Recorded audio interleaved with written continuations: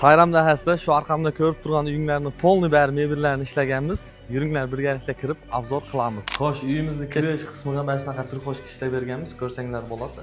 Polniy shtatiklar bilan ishlangan krashin deb ruchkalari qara bir betlik ruchkalar qo'yib berganmiz. Ichiga vishilka turbolari. Xo'sh, bu yoq tarafimizga ham polniy mato bilan obuvka ishlaganmiz. Sidushkalari bor. Polniy syomniy almadi, salmadi. Tegida oyoq kiyim uchun yana bitta polkalar. Endigina tepadagi qizlar bilan bolalarning xonasini bitta ko'raylik. Shularni ham bitta obzor qilamiz. Xo'sh, bu xonamizda qizlarimiz uchun ikkita bir xil shkaf ishlab berganmiz. Ko'rsanglar bo'ladi.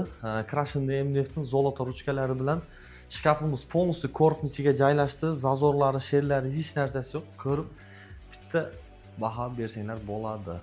Xo'sh, bu xona bizlarda o'g'il bolalar uchun ajratilgan shkaf. Arqamda turgan shkafni ko'rsanglar bo'ladi. O'g'il bolalarimiz uchun ishlatilgan. Xo'sh, eshiklari polniy krashin MDF, qara 1 metrlik ruchkalar bilan ishlatilgan. Bu yoq tarafimizda o'rtasiga qara profil siniy ayna bilan joylashtirib ketganmiz. Buni ham ichini ko'rishinglar mumkin. Polniy polkalar, eshiklari, ochilishlari, yopilishlari bari narsasi chotki. Xo'sh, zazorlarimiz ko'rishinglar mumkin, bari narsasi chotki. Endi ikkita bir xil garderob ishlaganmiz, shuni ko'ramiz. Ketdik.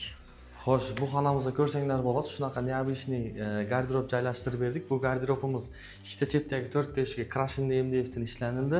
Xo'sh, bu yoq tarafda bizlarda siniy ayna bilan qara profillarli eshiklarimiz bor. Podsetgan knopkasiga отдельно e'tibor berasizlar. Yonishiga, o'chishiga. Va shu arqamda turgan garderob bilan 1 santimetrga raznica beradigan yana bitta garderobimiz bor. Uni ham sizlarga bitta ko'rsatib ketamiz. Xo'sh, bu yoq tarafimizga kichkina garderobni katta qilib ko'rsatadigan neobычный garderobni shkaf ishlab berganmiz. Bu shkafimizning razmeri 453, vысотasi 2,5 metr.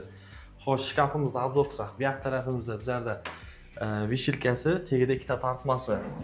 Xo'sh, bu yoqda tortmalarga отдельно e'tibor beramiz.